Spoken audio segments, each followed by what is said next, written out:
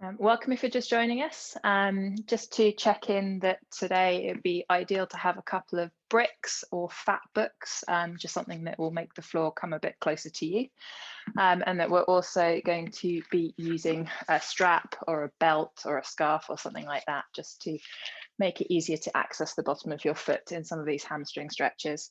If you're tender on the knees, or you've had any sort of previous hamstring injuries, or they're really tight, perhaps because you're doing a lot of running at the moment, then maybe just have a couple of blankets or small pillows or something, because sometimes it can be quite nice just to prop those up. You can also use the books or the blocks actually, but just something to soften that bend. Just sitting where you are at the moment. I just wanted to, it's pretty basic stuff, but just show you where your hamstrings are. For me, it's knowing where they connect, and then as a climber, knowing the different ways that can go wrong.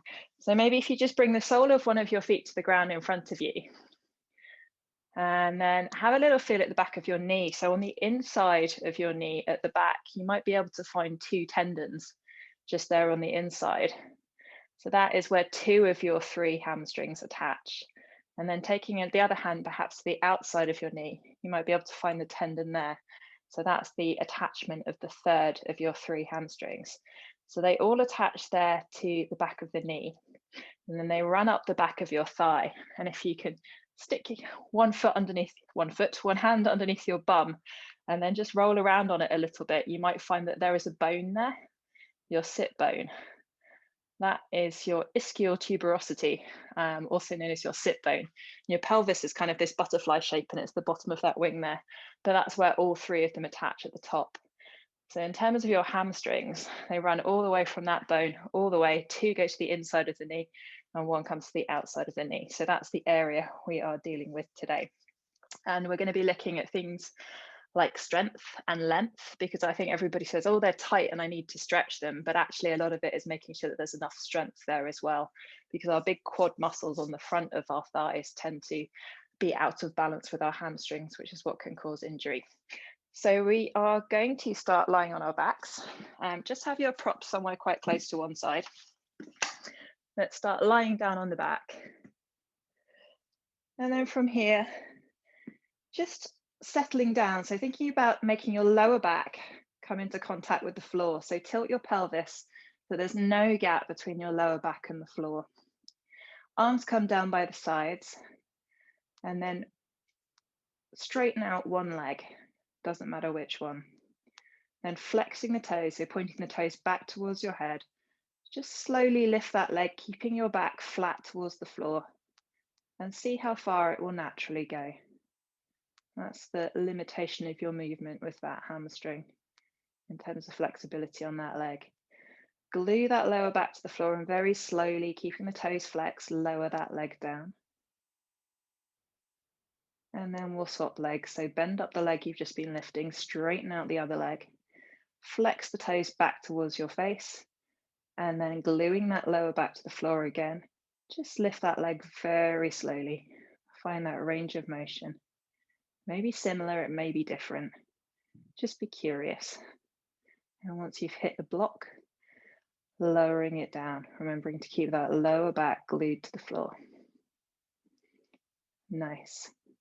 So that's just one test, and for some people, that can show quite a difference between the hamstrings.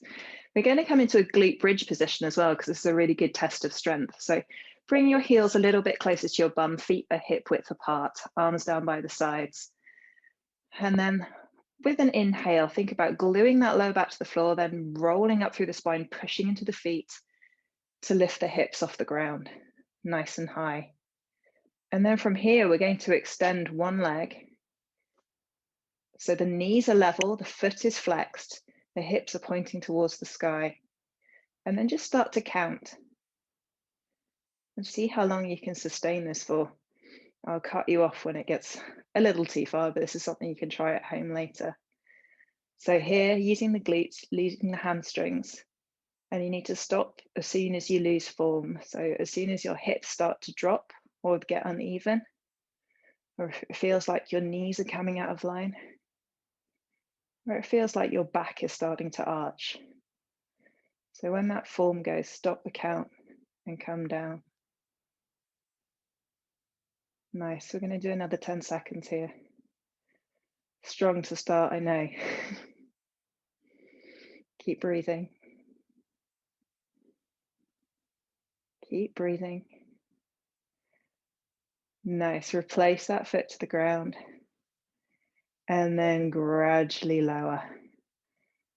Take the knees for a little swish from side to side just to release that. We're going to go up again and count on the other leg. So finding center, pressing down with the feet, press that lower back into the ground, then peeling the spine up off the ground, lifting the hips towards the sky for that glute bridge. Fire up the glutes, fire on the hamstring, and then extending the other leg. Flexing the toes back towards the face. And remember, good form, so knees level, hips pointing towards the sky, not arching into the lower back. And just counting.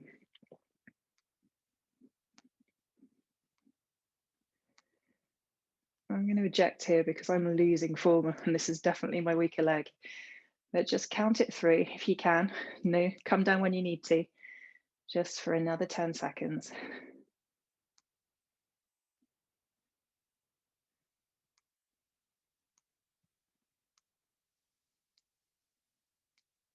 Lovely. And then gently lower the leg and then lower the bridge. Windscreen wipers from side to side with the knees. So that's something that's really worth doing in your own time in terms of testing the strength of those hamstrings. And it's the standing leg, as it were, so the one that's in contact with the ground that's being tested. You can just notice that you've got a weakness on one side, or the comparative strength of both sides even. Lovely, coming to center. So we're going to grab our straps. Make a little loop if you've got a strap, or otherwise just find the middle point. I'm going to send up the sole of the right foot towards the sky, looping whatever you've got around the ball of the foot. And from here, if you're really tight, you can always have a bend in the knee. But otherwise, gradually starting to lengthen, push that sole up towards the sky, finding a point where you've got flexed toes, and you're starting to straighten through the leg. Ground down your shoulders to the ground. And then if wherever you've got it at the moment is feeling okay, starting to work the strap through your hands so that your foot comes back towards your head. And finding that position where there is stretch, but there is no pain. So finding that place, keeping the shoulders grounded and keeping breathing. If you have pain at any point, just back off, or you can start to put a slight bend in the knee. Whatever happens, even if you've got a bent knee, you're getting great connection all the way down the back chain of the leg. And we're just going to take a few breaths here. So of course, as climbers, the main point at which we notice our hamstrings is when a heel hook goes wrong. And so if you think about what's happening in a heel hook, you've got the connection of the heel to the hold, which you want to be as good as possible. As much rubber and friction on there as possible. And then you've got that working all the way down the back chain of the leg, through the calf, across the back of the knee, up that hamstring that we've just found, and then into the glute. And often what happens to hurt that hamstring in that strain is that one of the other things is wrong and the hamstring gets overloaded, or it may be that hamstring is weak in the first place. If you're finding that this is a little bit easy now and you need to move a little bit deeper, then maybe just pulling a little bit more through your hands to get a little bit more of a stretch. You're also welcome to stay exactly where you are, or welcome to back off. So we'll be looking a little bit at the glutes today to make sure you fire those up, using those big muscles to support the muscles of the hamstrings. And then we'll also be looking at doing it from different directions, because as you notice from those two different connection points to the knee, there can be different angles at which the hamstrings can be strained. Really good. So just bending in the knee wherever it is, unlooping the foot, And then letting that foot come gently down to the ground. If you want to take a little swish here of the knees, please do. Otherwise, we're going to send the left sole up to the ceiling. Hook the strap around the ball of the foot, flexing through the ankle. And then you can either keep the knee bent here or start to straighten through that left leg. Think about those shoulders coming back down in contact with the ground. And then just starting to reel in through your strap or your scarf. Find a point where you've got a little bit of something, but no strain. And then the other things that can affect heel hooking hamstrings is the position of your hips. So again, having good hip mobility can be something that can stop that injury from happening. Poor core. So if you've not got a very strong core, then it can be that your legs are having to compensate. So all of these things, unfortunately, are connected. And as climbers, we need to make sure that everything's working together really, really well. So we'll be looking at a few postures today that get into the different parts of the hamstrings and trying to develop some length as well as some strength. That's the end of my anatomy lecture. Thank you for listening. So as we get to this sort of more advanced point in this stretch, having a little play, seeing if you can get a little bit more out of it or whether perhaps you need a little bit less out of it. Play with the depth. Make sure you're breathing. And then just feel like you can soften here. Minimal effort to maintain this stretch.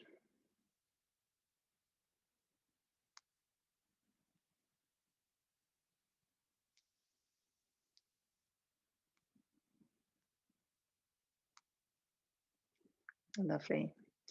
Wherever you are, soften the knee, unhook the strap, and then returning that foot to the ground. And then we'll just put the strap out of the way for a little bit. Perhaps a little rock of the knees. And then we're going to come up to a tabletop position. So you might want to grab the knees into the chest, rock and roll through the length of the spine to come up to seated, or just push up in any way that you want to. And we'll meet in tabletop position, kneeling on all fours. So just checking with the alignment. Make sure the hands are under the shoulders, the knees are under the hips. All of those 90 degrees in basis for support are good. Lovely. So from here, we're just going to do some curls to isolate the hamstrings. So with an inhale, I'm going to lift up the left leg towards the ceiling to 90 degrees. So 90 degrees, and then make sure you've got a nice flex in that ankle as well. And then from here, just check in on your balance. So your weight may have shifted a bit to the right-hand side. So try and make sure that on those 3 remaining points, that your core is strong and that your back isn't dipping, especially the lower back. Lower back pain is often a sign if you've got tight hamstrings. And then from here, we're just going to do 5 little kicks, little lifts, taking the foot closer towards the ceiling, closer towards the bum.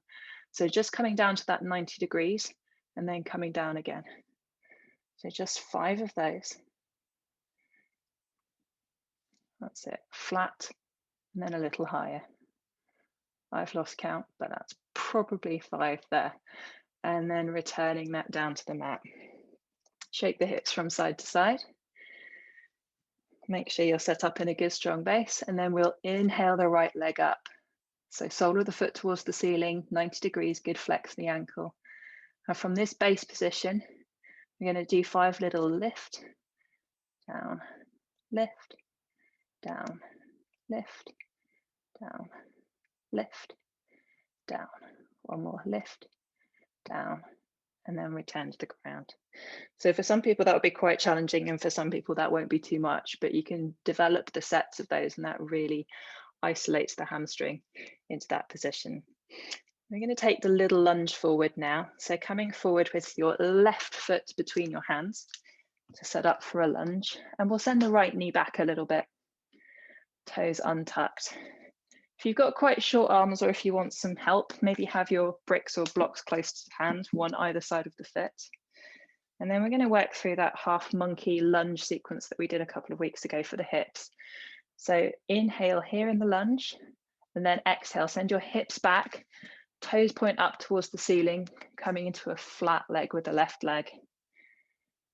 Half monkey. Inhale, you come forward to that lunge. Exhale, hips back, toes up, starting to stretch out through that hamstring. And then just moving with your own breath, moving mindfully, so don't rush it. Check you've got good alignment the whole time, but just using the breath to explore the depth, especially in that half monkey, as you start to work into the back of the leg.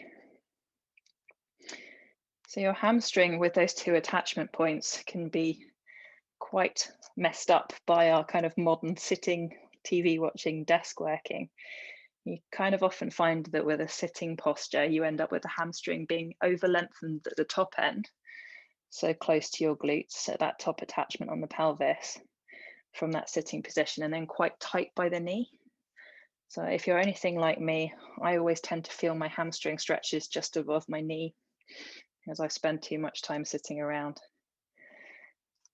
So when you next inhale and come back to that lunge position, just stay there. And then you can keep the blocks or get rid of the blocks, but we're going to come back with the knee to find that tabletop position. We're going to send the right leg forward between the hands, setting up for the other side. Blocks or no blocks, it's your choice. And then maybe scooch that left knee back a little bit to get more into a lunge. And then from here, inhale. And then exhale, hips come back, toes come up, finding that stretch along the back of the leg and the right leg. Moving with your own breath, so inhaling forward to the lunge. And then exhale, coming back to the half monkey. And just working with that again mindfully. If you have any knee problems in particular, it's really good to make sure that you're tracking so that that knee is going straight towards your toes. Double benefit of this is that we are also getting into the hips. So again, those flexible hips can just make sure that there's not too much load on the hamstrings.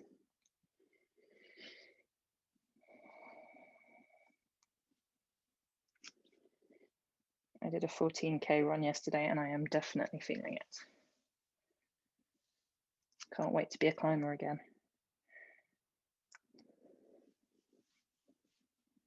Nice. And then on your next inhale, just coming to rest at the front. We'll ditch the blocks if you've been using them for now. And then just come back briefly to that tabletop position. Planting the hands down, maybe a little further forward on the mat. We're going to tuck the toes behind us, send the bum upwards, finding that downward facing dog.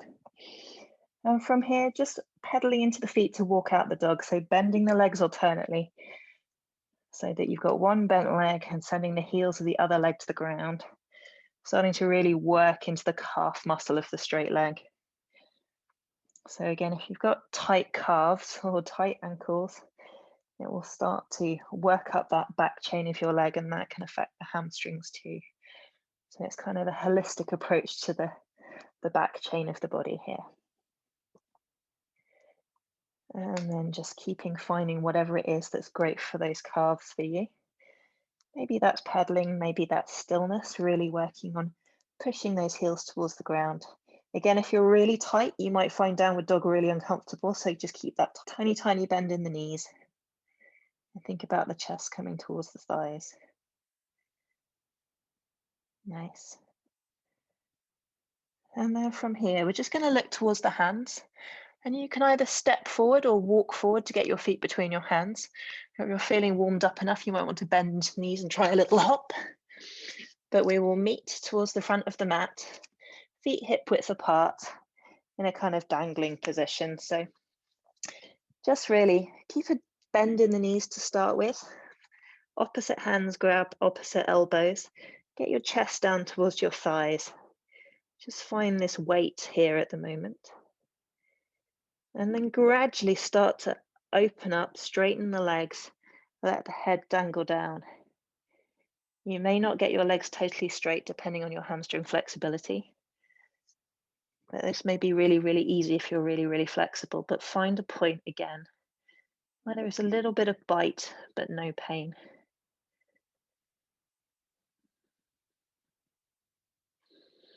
And then just let your arms come down heavy towards the ground, head come down towards the ground. Just flop down there.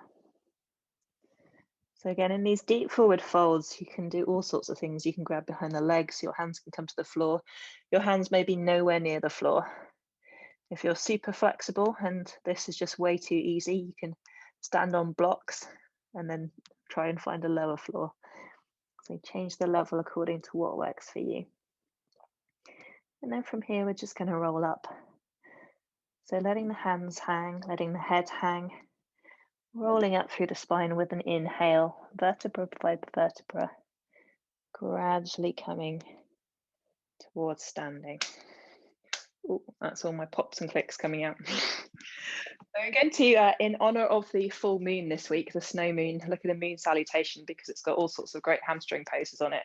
So ideally you need now the wide length of your mat facing the camera, if that's possible. Otherwise, if just stagger it a little bit slightly, but we'll be moving kind of in this plane. So whatever is best for you to be able to see me. So coming to a Sadasana, so a mountain pose in the center of the mat, hip width apart. Just think about building up that position. So I'll just go to the side. If your hamstrings are really tight and they're kind of pulling you on the back, they tend to push your hips forwards. If you've got really tight quads, they can pull you this way. So again, it's just trying to find that balance and finding those balance between those front and back muscles. So find yourself really, really strong, really balanced, zipping up through your core. Roll the shoulders back and coming to a nice level position, nice and tall, straight through the spine. Lovely. So I'm just going to go to my knees because I realize you won't be able to see me, but keep standing. So with an inhale, we send our arms up towards the sky. Exhale, we're going to bend down towards the left-hand side. Inhale, coming back up straight. Exhale, down towards the right-hand side. Inhale, back up straight. And then with an exhale, step the feet a leg's length apart, toes pointing outwards, and then squatting down towards that goddess pose, arms up at 90 degrees as goalposts. So again, squats really good for the glutes, really good for balancing the top end of that hamstring. We're going to turn towards this side now, so towards your right-hand side. So standing up, right foot points to the short edge of the mat. Left foot comes into 45 degrees. So we've got this short kind of warrior stance here, arms out straight. Hips are facing towards the camera, so towards the wide edge of the mat. From here, we're going to shift into triangle pose. So feel like your right hand is being pulled towards the back of the room. And then once it can't go any further, cartwheeling down to find a triangle pose. So what we're looking for here is a nice straight line. You can rest your hand on the leg. You can have your hand against the side of the leg and really stretching up through your fingertips to find the ceiling with your left hand. If this is way too easy and you're very, very flexible, you can think about bringing your hand down towards the ground. So here the stretch will be along the length of this leg. And again, if that's too powerful for you, make sure you've got a micro bend in that knee to just take some of the pressure off. Breathing here. It's about sending those hips towards the side. Both of them facing the camera. Nice, really, really good. Are your glutes working? You check in on your glutes. Lovely. And from here, we're going to come up, hands come to the hips without changing the position of the body. We're going to take our body to face the back wall. So hips are now facing the back. If you need to move one of your feet out a little bit more so that your hips can face, sometimes that helps if you've got a slightly wider base. And then from here with the hands on the hips, you can stand up if that's more than enough for you, or you can start to fold over that front leg. So folding over that right leg any amount. Using the core to keep your torso nice and straight, making sure those hips are facing the back. And then using the position of your body to moderate how far you go into the hamstring in this pyramid pose. Neck is an extension of the spine. Again, if it's feeling slightly too much, pop a little bend in that right knee just to take the pressure off. One more breath here.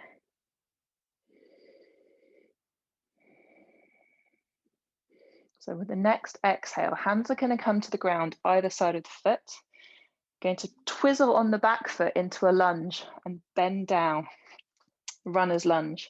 So we've got kind of 90 degrees-ish in the front leg, and you're on the toe of the back foot, as if you're about to start your 100-meter race.